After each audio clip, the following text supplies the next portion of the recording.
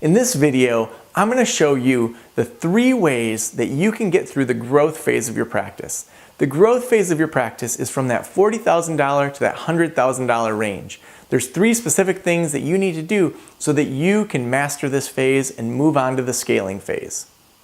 First, you want to focus on 3 different things. Focus on your ideal client, focus on content that attracts them, and focus on networking with people that will bring that ideal client in. By determining who your ideal client is, what you're doing is you are focusing in and saying, this is the kind of person I want to attract.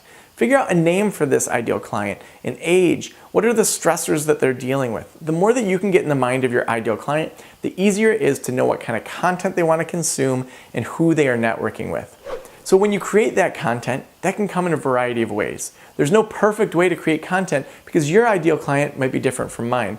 So if you're working with, say, stay-at-home moms, Pinterest is going to be a great place to be because we know that 80% of users are female and half of those users are moms.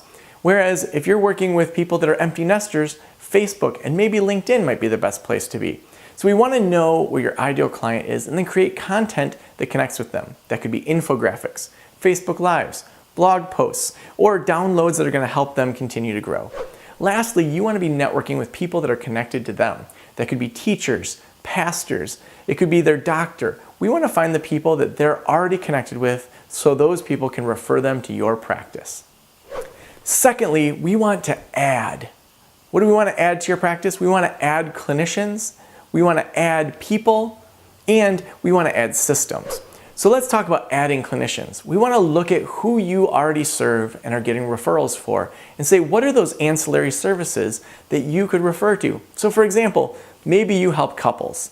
Who else might you want to help? Maybe their sons or their daughters. Maybe you want to help their parents. Maybe you want to help their friends. And so it might make sense that you have a therapist that focuses on teenagers, or maybe a therapist that focuses on play therapy. Where are you referring out when you could keep that money internally? Next, we want to look at adding people. Every time you miss a phone call when you're in session, that's potential money you've left on the table. And so you want to hire people that can call back, can schedule, and can get these folks in. The more that you do that, the easier it's going to be for you to continue that flow. Lastly, we want to have systems, electronic medical records. We want to have scheduling be easy. That could be things like therapy notes or G Suite. When you do that, it makes that ease so much better so that you're able to have people come in without it being based on your own time. Lastly, we want to understand the flow. At the very beginning, we want to say, what do people need before they come in for these services? So are there questions that they have? For example, say you're a therapist that helps parents that have a son or daughter that's cutting. You might want to have some services ahead of time before they ever come in for counseling. So for example, you might have a download for parents. You might have a video that's all about cutting. You might do Facebook Lives. You might even have an e-course that walks them through specifically what they can do before they ever come to counseling. Then you want to look at during services in your private practice, what can you do better? So maybe that's giving books away. Maybe that's giving worksheets out. Maybe that's helping them create goals in a new way. And then lastly, we want to look at after services are complete, what else do they need? That might be group therapy. That might be an e-course on that side. It might be some sort of accountability through an automated email course. What are the things that people need before, during, and after services?